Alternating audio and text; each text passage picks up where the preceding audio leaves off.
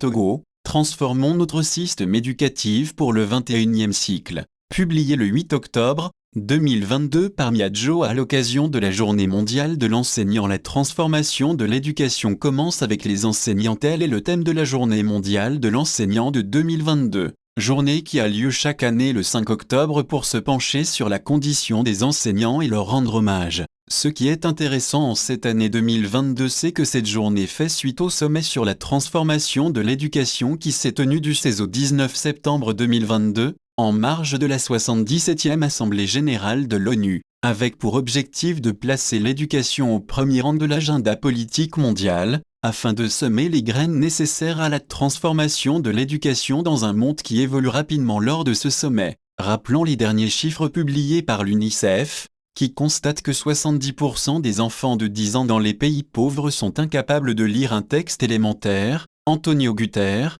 secrétaire général de l'ONU, a critiqué un système éducatif à deux vitesses qui, même dans les pays développés, creuse les inégalités au lieu de les réduire et perpétue ce fossé de génération en génération. L'effet dévastateur de la pandémie de Covid-19 sur l'apprentissage dans le monde entier n'a fait qu'aggraver les failles préexistantes des systèmes éducatifs, desservis par leurs programmes scolaires obsolètes, par un corps enseignant sous-payé et déconsidéré, par une fracture numérique qui pénalise les élèves les plus démunis. Mais il n'est plus possible, pour résoudre ces carences, de se contenter d'activer ou de seulement améliorer les méthodes actuelles, a-t-il affirmé, préconisant plutôt leur transformation par une nouvelle conception de l'éducation appropriée au XXIe siècle, un enseignement de qualité prodigué tout au long de la vie. Le secrétaire général a particulièrement relevé l'impact d'un bon enseignement sur la capacité des citoyens à vivre et travailler ensemble, à comprendre leurs responsabilités les uns envers les autres et à l'égard de la planète.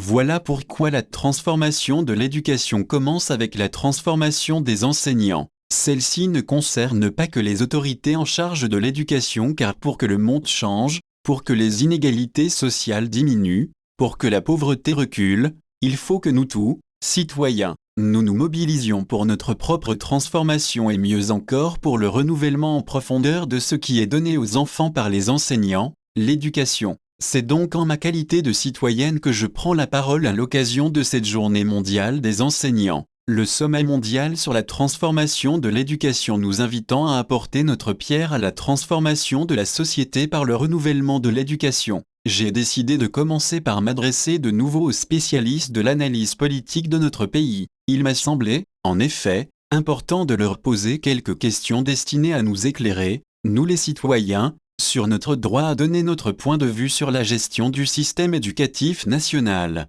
D'abord 3 questions préalables. Elles sont fondées sur les mots de la Constitution togolaise qui affirme dans son préambule que le peuple togolais est décidé à bâtir un état de droit dans lequel les droits fondamentaux de l'homme, les libertés publiques et la dignité de la personne humaine doivent être garanties et protégées. Cette décision se matérialise dans l'article 1er qui stipule « La République togolaise est un état de droit, laïque, démocratique et social ». En principe, nous sommes donc en démocratie. C'est sur cette base que je pose mes 3 questions. Puisque nous sommes en démocratie, à qui reviennent les choix concernant le système éducatif, il me semble bien que personne ne peut contester le fait que c'est aux citoyens de poser les choix qui concernent l'ensemble de la société. C'est pour cela que tous les citoyens ont besoin de se reconnaître dans le système de gouvernance appliqué à tous les niveaux de l'État, et donc aussi dans l'administration du système éducatif. Puisque nous sommes en démocratie, quel est le rôle des différents acteurs sociaux ? Nous savons qu'en démocratie il existe fondamentalement 3 pouvoirs bien séparés, l'exécutif, le législatif et le judiciaire. Le pouvoir exécutif est la branche de l'État qui a pour fonction de mettre en œuvre, d'exécuter, les lois adoptées par le pouvoir législatif. L'exécutif correspond au gouvernement et le législatif à l'Assemblée nationale, les représentants élus du peuple, dans une société de droit, en dehors des prérogatives du pouvoir exécutif. Les actions de l'État et tout ce qui est imposé aux citoyens, impôts, programmes, budgets, doivent généralement faire l'objet d'un acte législatif, ce qui signifie qu'au fond s'impose aux citoyens ce qu'il a lui-même choisi par la voix de ses représentants. Puisque nous sommes en démocratie, quel est le rôle de l'administration publique ? Les services publics visent à procurer des biens ou des services aux administrés, dans le but de mettre en œuvre les politiques adoptées par les décideurs politiques. La bureaucratie étant une organisation administrative hiérarchique, centralisée, elle constitue un moyen pour le gouvernement d'exercer une contrainte, indépendamment des valeurs préconisées par les politiques adoptées.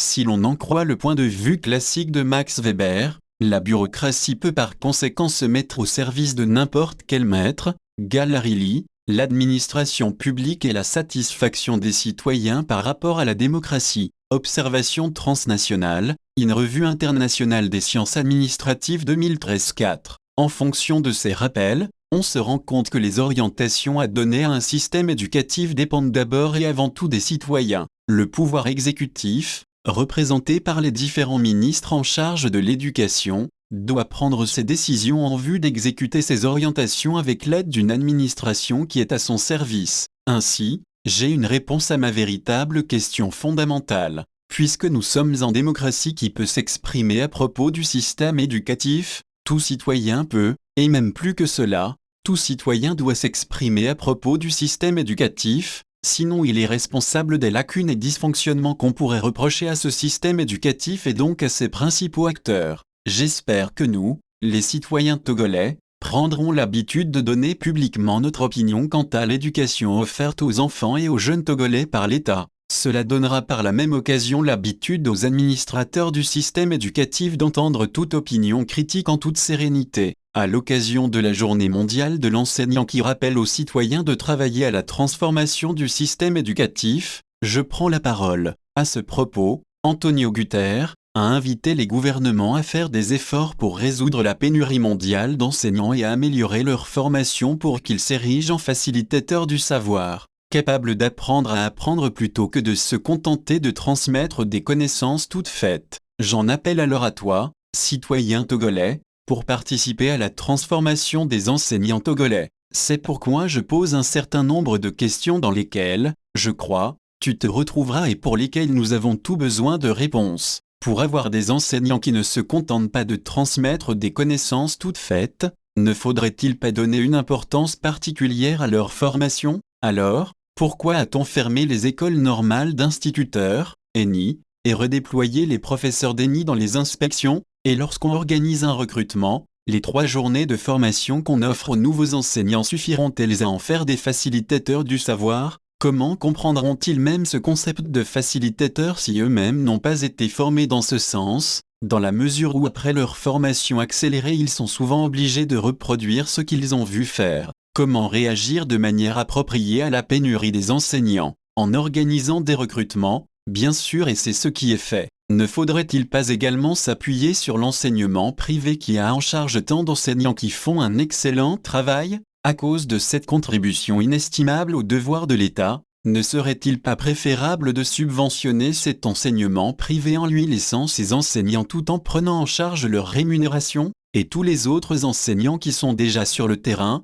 comment les transformer en facilitateurs du savoir? Normalement par la formation continue. Mais la formation continue consiste-t-elle en un stage de temps à autre, stage vécu comme une gratification donnée à certains seulement à cause des per diem? Les cadres qui doivent s'occuper de cette formation continue, inspecteurs et conseillers pédagogiques, devraient être nombreux à cause de la pléthore d'enseignants non formés qui sont sur le terrain. En fonction des nouveaux rôles attribués aux enseignants, ils devraient aussi être bien formés. Pourquoi ne pas les recruter et les former au fur et à mesure des besoins et donc des départs à la retraite, plutôt que d'attendre de longues années, au risque de ne pas réussir la formation de plusieurs centaines de professionnels de l'encadrement, inspecteurs et conseillers pédagogiques, pour cause de surcharge des formateurs universitaires? Tout ce qui vient d'être évoqué ne constitue qu'une infime partie des problèmes qu'il faudrait résoudre pour transformer notre système éducatif par une nouvelle conception de l'éducation appropriée au XXIe siècle,